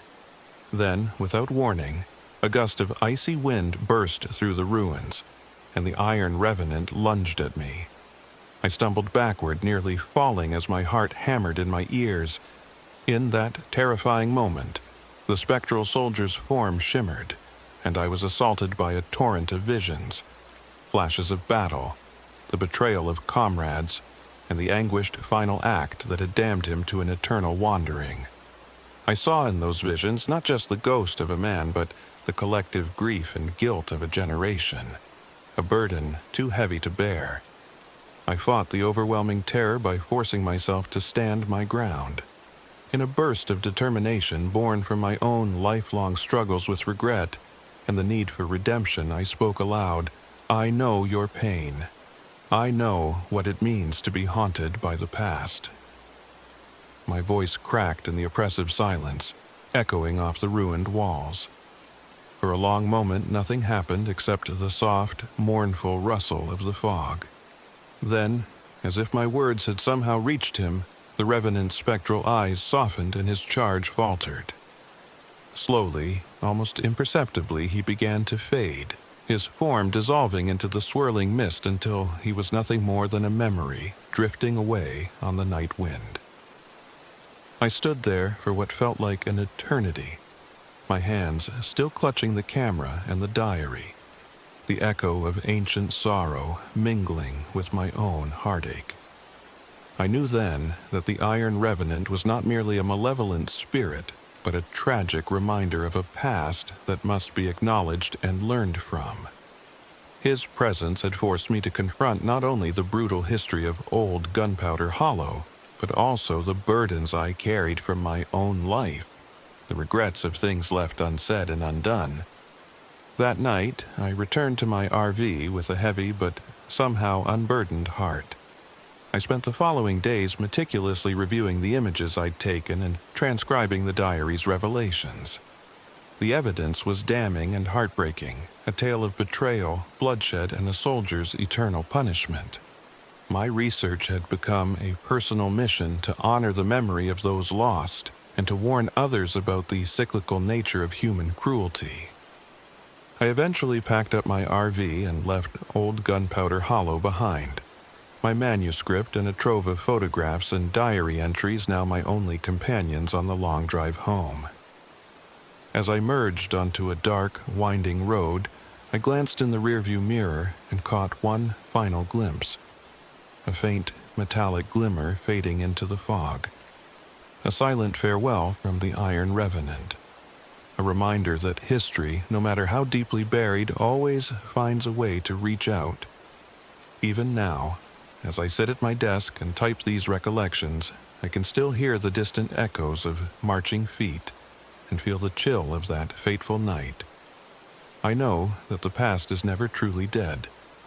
It lingers in the shadows, in the ruins of forgotten battles, and in the souls of those brave enough to confront it.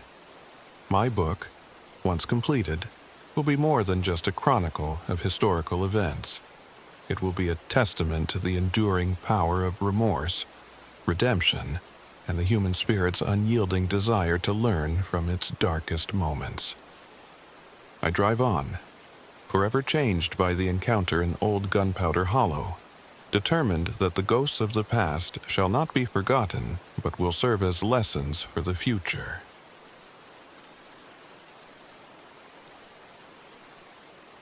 My name is Dana Reed. I'm 27. This happened one late autumn when I decided to escape the endless barrage of online noise and the suffocating pressure of my digital persona. I was desperate for authenticity, a chance to reconnect with the raw, unfiltered pulse of nature. So I packed up my few prized digital gadgets, rented an old RV, and headed for Cinder Grove, West Virginia, a forest scarred by a massive wildfire that had devoured everything in its path years earlier. The land here was a study in contrasts. Beneath the charred, ashen remains of trees and scorched earth, tiny wildflowers struggled to reclaim life, hinting at nature's remarkable resilience. The drive was long and lonesome.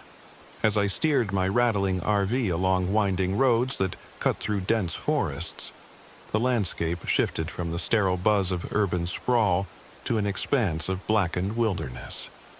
The further I went, the more I felt both liberated and unnerved by the silence that seemed to press in from every side. When I finally pulled into the decrepit RV campground on the edge of the burned-out forest, a palpable stillness greeted me. Rusted vehicles, faded signs, and the lingering scent of smoke made it clear that Cinder Grove was a place still haunted by the memory of fire. I set up camp near a clearing where the land was a quilt of ash and green sprouts. My original plan was to document the extraordinary tale of nature's rebirth, capturing images and footage that would form a groundbreaking documentary on recovery after catastrophe. I had brought my state-of-the-art digital camera, a drone for aerial shots, and every gadget imaginable to record even the subtlest detail. I also carried a notebook and a couple of old analog devices, a disposable film camera and a basic voice recorder to experiment with capturing the real essence of this scarred landscape without the gloss of digital filters. That first night, as I sat outside the RV reviewing some preliminary shots on my digital camera, I began to notice odd glitches. Several images, instead of showing the desolate beauty of the burnt forest, flickered with static and ghostly streaks. I chalked it up to low-light noise and the limitations of my equipment in such a dim, uneven landscape.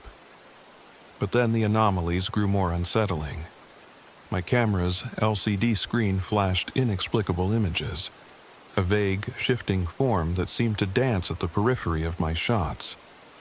Simultaneously, the RV's interior lights began to flicker erratically, and the radio, usually a comforting murmur of static, crackled with sudden bursts of distorted sound, as though trying to speak in a language I couldn't understand.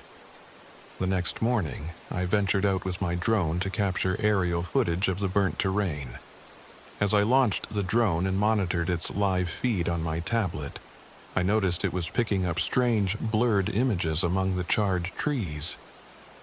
There, amid the skeletal remains of what once were vibrant forests, I caught a fleeting glimpse of a figure, a mass of swirling embers and smoke that defied natural explanation. The drone's video stuttered, and for a split second I thought I saw a pair of eyes glowing like hot coals in the distance before the image dissolved into static. Throughout the day, the forest seemed to whisper of old, forgotten stories. I wandered along dirt trails where every step kicked up a fine layer of ash. The air carried a persistent, faint smell of smoke, inexplicably strong even in the cool autumn breeze. And sometimes I felt a warmth in the air that had nothing to do with the gentle sun. At dusk, as the sky deepened into a bruised purple and orange, I began to record ambient sounds with my voice recorder, hoping to capture the raw, natural echoes of this place. Instead of the usual rustling of leaves or distant animal calls, I heard a low, continuous crackling that resembled a fire burning steadily in the darkness, accompanied by what sounded like soft, almost whispered voices. A local legend soon surfaced in my research and casual conversations with a retired firefighter I met at a nearby gas station. He warned me in a gravelly voice, "They say there's a spirit here, the ash wraith. Born of the Great Fire, it roams these woods, guarding nature's scars and punishing those who disrespect them. Don't let your cameras steal its story, son. Some things are meant to be experienced, not recorded." I dismissed his words at first, attributing them to the tall tales of old-timers. But as the days passed and the strange occurrences multiplied, his warning gnawed at me. Determined to complete my documentary, I resolved to push deeper into the forest. Night after night, I set out with my digital gear and analog tools, alternating between capturing the fleeting beauty of regeneration and the disturbing interferences that began to plague my equipment. My digital devices, cameras, the drone, even my smartphone, started malfunctioning in the most inexplicable ways. Batteries drained overnight, footage recorded unexpected static and ghostly images, and my drone's live feed sometimes showed nothing but a swirling vortex of ash and flame. In contrast, the old film camera produced raw, grainy images that, though imperfect, seemed to capture an authenticity my digital devices lacked. The turning point came on a stormy evening. The wind howled through the broken trees, and rain pounded the RV roof like the rapid beating of a drum. I had just set up my camera on a tripod to capture the eerie twilight over the ashen landscape when the power flickered and died, plunging me into darkness. In the brief moments before backup lights kicked in, I heard a sound, a soft, almost mournful wail, like the sigh of a dying flame. Then, my digital camera, which I had left running on a time-lapse mode, began to record autonomously. Reviewing the footage later, my blood ran cold. Among the shots of the desolate forest, I could distinctly see a figure materialize, an entity composed of flickering embers and swirling smoke, vaguely humanoid in shape, with eyes that glowed like dying coals. It moved silently between the blackened trunks, always at the edge of my frame, as if it were both a part of the landscape and a warning from nature itself. That night, the disturbances escalated to physical interference. I awoke to the sound of my RV's generator sputtering and failing. Venturing outside with a flashlight, I discovered that a section of the RV's wiring had been chewed through, as though by some unseen fiery force. The temperature around me inexplicably spiked in patches, and the air was thick with an almost tangible heat that belied the cool autumn night. It was as if the very presence of the ash wraith was beginning to assert itself with an urgency I could no longer ignore. The final confrontation came unexpectedly. I decided to leave the relative safety of the RV and explore a nearby clearing known locally as the Ember Field, a place where the ground was littered with remnants of the old fire and the air shimmered with residual heat. I left behind my digital gear in a desperate bid to rely solely on the analog, the disposable film camera, and my basic voice recorder, hoping to capture the truth without interference from malfunctioning electronics.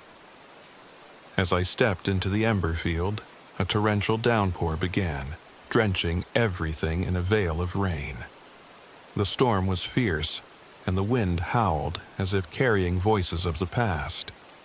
Amid the chaos, I felt an intense heat and saw, through the curtain of rain, a figure emerging from the swirling darkness.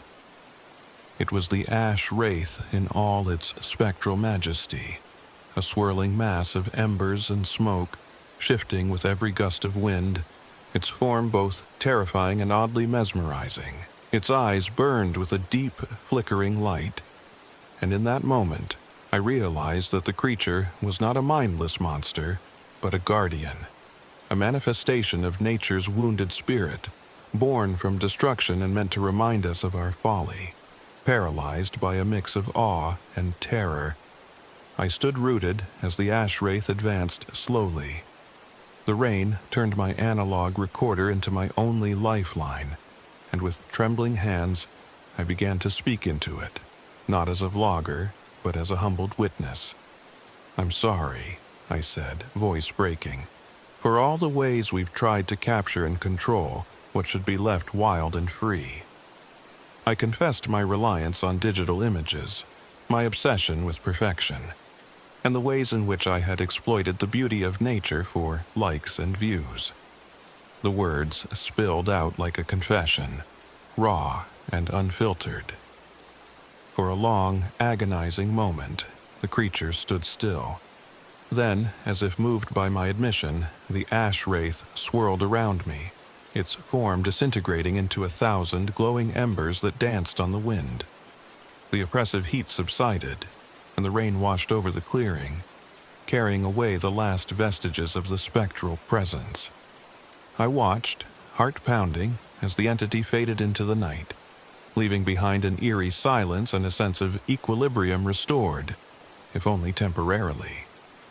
When the storm finally abated, I retraced my steps to the RV, my hands still trembling from the encounter. The digital devices I'd once trusted lay forgotten, their screens dark and lifeless.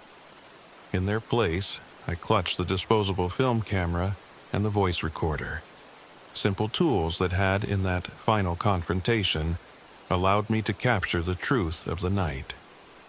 The footage, though cryptic and grainy, told the story of transformation. A story of a vlogger who had been forced to confront his own dependence on technology, to see that some parts of nature's mystery are meant to remain untamed and unrecorded. In the days that followed, I reviewed my analog recordings and photographs with a mixture of wonder and melancholy. The images were haunting. Shadows of embers, ghostly outlines against a backdrop of ashen trees, and the indistinct figure of the ash wraith, looming like a reminder of nature's wrath and its capacity for renewal. My documentary project, once intended to be a viral showcase of post-wildfire resilience, had evolved into something far more profound, a meditation on vulnerability, respect, and the eternal tension between technology and the untamable spirit of the natural world. I eventually packed up my RV and left Cinder Grove behind. As I drove away on a long, winding road under a pale winter sky, I glanced in the rearview mirror and saw, for a fleeting moment, a faint ember-like glow dancing among the trees, a final, silent farewell from the ash wraith. That image, along with the raw analog recordings of that fateful night, became my enduring reminder that sometimes the most essential truths cannot be captured by digital lenses or uploaded for mass consumption. They must be experienced, felt, and ultimately left in the silence where nature reigns supreme. Now, as I sit in my modest apartment far from the charred forests of West Virginia, I reflect on what happened in Cinder Grove. My digital career has taken a back seat to a new pursuit, a quest for authenticity and a deeper connection with the natural world. I share my analog recordings and film images not as polished artifacts, but as raw, honest fragments of a night when technology failed and nature reminded me of its unyielding power and mystery. I learned that in our endless drive to document and control, we sometimes lose sight of the beauty in imperfection and the wisdom in letting go.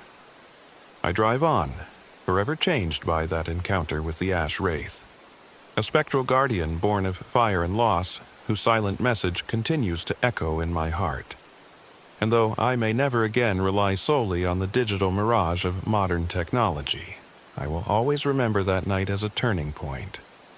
A moment when I chose to listen to nature's quiet voice and, in doing so, rediscovered my own humanity.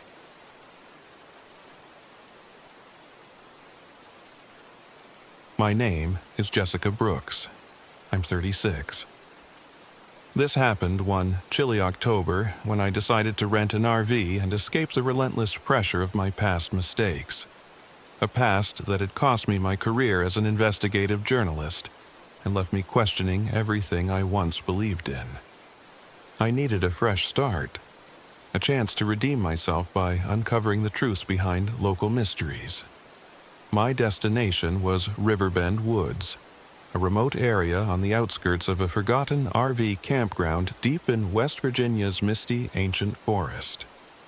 The locals whispered that something strange roamed these woods, a creature known as the hollow stalker. I arrived late in the afternoon, the fading light casting elongated shadows through towering, moss-draped trees. The campground was a cluster of old, weathered RVs, rusted trailers, and creaking picnic tables, all set against a backdrop of perpetual twilight. I parked my RV on a small clearing fringed by dense thickets, and as I unloaded my gear, I couldn't shake the feeling that I was stepping into a place where time itself had forgotten how to move on. My plan was twofold. Professionally, I intended to gather compelling evidence and first-hand accounts of the mysterious disappearances plaguing the area.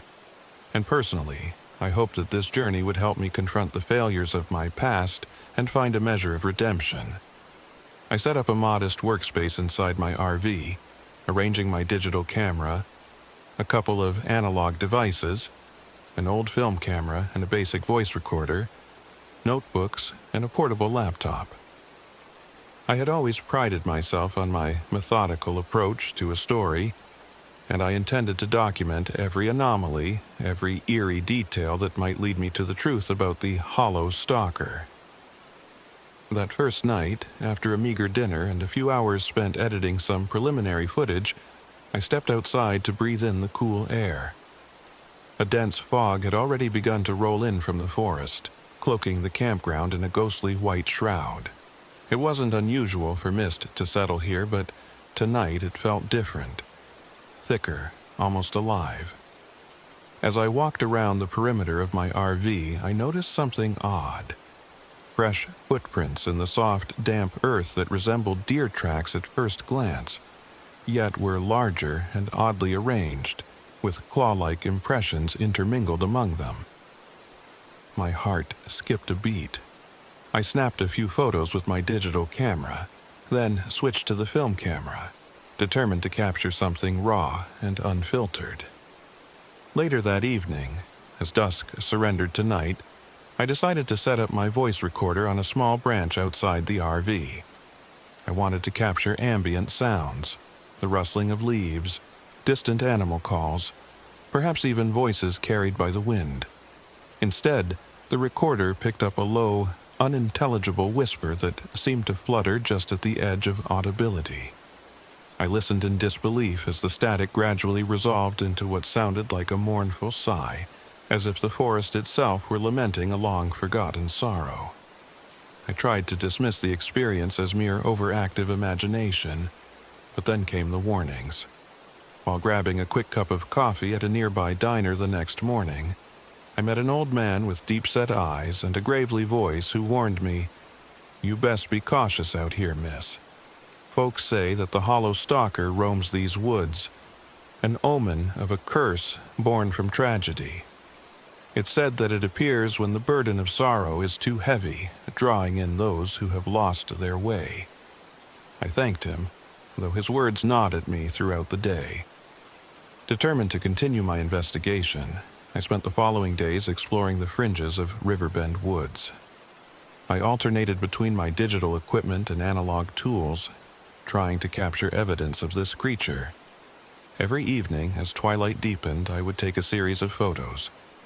Reviewing them later, I sometimes noticed a pale, deer-like silhouette with unnaturally elongated limbs and hollow eyes that glowed faintly in the dark background. One shot in particular caught my attention. A blurry figure standing motionless between the trees, its head tilted as if watching me. I rewound the video I had recorded that night on my digital camera, but the footage was marred by inexplicable glitches and static bursts that defied technical explanation. Inside my RV, the disturbances began to escalate. I discovered that several of my personal items, a worn scarf, an old photograph of my younger self, and even my late sister's locket, had been inexplicably moved from where I'd left them. At first, I thought I must have misplaced them, but the precision of their displacement hinted at something deliberate, as if someone or something had been in the RV while I slept. My equipment continued to malfunction. The digital camera's battery drained inexplicably fast, and my drone's live feed intermittently captured only swirling patterns of fog before cutting out entirely. In contrast, the analog film camera produced raw, grainy images that possessed an eerie authenticity, as if the truth of the forest was best left unadorned by digital clarity. One foggy evening, determined to push deeper into the mystery, I left the relative safety of my RV and ventured along a narrow, overgrown trail into the heart of Riverbend Woods. The air grew cooler and heavier with each step, and a sense of foreboding settled over me. I clutched my analog recorder tightly, every crunch of fallen leaves beneath my boots echoing in the oppressive silence. As I neared an ancient grove of gnarled trees, the fog thickened until it seemed to swallow the world around me. My pulse pounded as I paused, trying to steady my nerves. Then, in the midst of that spectral haze, I saw it. The hollow stalker emerged from the mist, a creature that defied easy description. At first glance, it resembled a deer, but as I watched, it revealed features that were disturbingly unnatural. Its limbs were far longer than a normal deer's, almost spindly, and its form was gaunt, as if it were emaciated by centuries of sorrow. Most unsettling of all were its eyes. large, hollow, and glowing with an eerie, almost otherworldly light. They seemed to pierce the darkness, drawing me into a silent, accusatory gaze. For a moment, I felt an inexplicable connection to that gaze, as if it saw right through the layers of guilt and regret I had tried so hard to hide. I raised my analog recorder and, with trembling hands, began to speak into it. "I know you're out there," I whispered, voice quavering with a mix of terror and defiance. "I'm not here to hurt you, I just want to understand." The words, raw and unedited, felt like an offering, a confession of my own failings and a plea for redemption. In that charged moment, the creature did not immediately attack. It stood there, motionless, as if considering my words. Then the silence was shattered by a sudden rustling in the undergrowth. My heart hammered as I realized I was not alone. The hollow stalker began to move toward me, its gait uneven yet purposeful, each step deliberate. I could feel its presence like a weight pressing down on me, intensifying every fear and every long-buried memory of my past failures. I turned to run, but the dense fog and the oppressive darkness left me disoriented. The creature's silhouette loomed behind me, and I stumbled, almost falling over roots and tangled vines. In a surge of panic and adrenaline, I managed to break into a desperate run through the ancient grove. The sounds of my own ragged breathing mingled with the soft, unearthly padding of the creature's steps. I could barely see anything through the thick, ghostly fog, but I could sense that the hollow stalker was relentlessly pursuing me. I ran until my lungs burned and my legs screamed in protest, the forest around me a blur of gnarled branches and shifting shadows.